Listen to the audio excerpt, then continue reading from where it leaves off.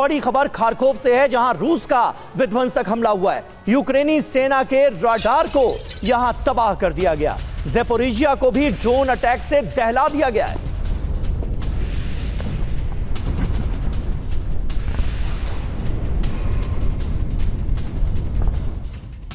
वहीं डोनेस्क में यूक्रेन का बड़ा प्रहार, रूस के फ्यूल ट्रेन को टारगेट किया गया है। रूस के तेल डिपो को भी यूक्रेन ने तबाह कर दिया।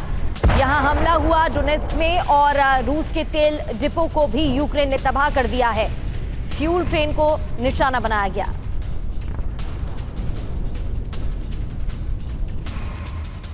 और रूस का नीप्रो पर बड़ा हमला हुआ है। ड्रोन अटैक से दहले नीप्रो के कई इलाके। रूस ने इस बार जो हमले किए हैं उसमें गेरैन 2 ड्रोन का इस्तेमाल किया गया है। ड्रोन अटैक के बाद की ये तस्वीरें इस वक्त आपके सामने।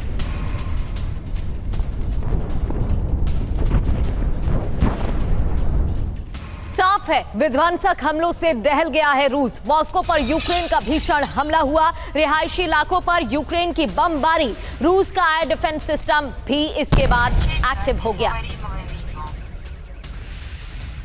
कई शहरों पर टारगेट, मॉस्को पर यूक्रेन का ताबड़तोड़ हमला।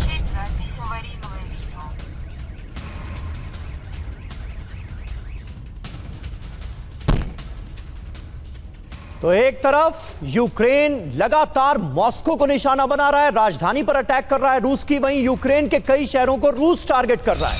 450 से ज्यादा ड्रोन हमले से मचाई गई है यूक्रेन में बड़ी तबाही।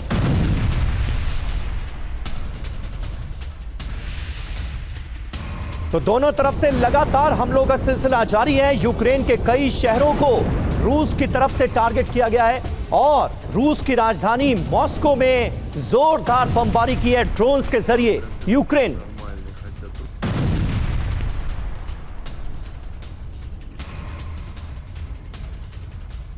तो पुतिन बदले की तैयारी कर ही रहे थे। लगातार प्रहार भी हो रहा है। कहां कहां हमले हुए हैं ये भी समझ लेते हैं।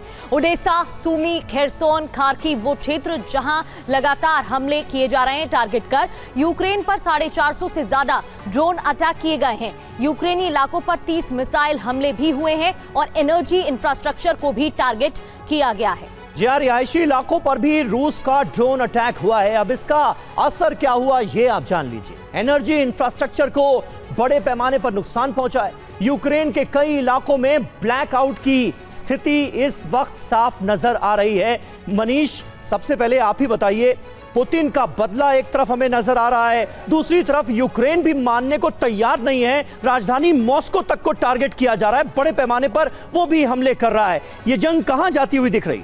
देखिए, इसके बावजूद कि अभी यूरोपीय देश में एक के बाद एक मीटिंग हो रही है पीस प्रपोजल के नाम पर, लेकिन एक्चुअल में ये युद्ध जारी ही रहने वाला है और दोनों ही तरफ से हमले हो रहे हैं। जैसा कि आपने जिक्र किया, इसमें कोई दो राय नहीं कि यूक्रेन ने बहुत ही आप कहें तो सुनियोजित तरीके से ड्रोन का इस्तेमाल किया और ड्रोन के जरिए मॉस्को तक पर अटैक करने की कोशिश की है। लेकिन यूक्रेन के साथ दिक्कत यह है कि ग्राउंड पर उनकी स्थिति बहुत कमजोर है। ग्राउंड पर आज की तारीख में उनके पास ना केवल ट्रुप्स कम पड़ रहे हैं बल्कि हथियारों की भी भारी कमी हो गई है और इसकी वजह से हर बीतते दिन कुछ जमीन उन्हें खोना पड़ रहा है। और पिछले दिनों हमने देखा कि पोक्रोवस्क और कुपियांस्क को लेकर किस तरह से उन्हें वो सिटी को रूस के हवाले करना पड़ा था।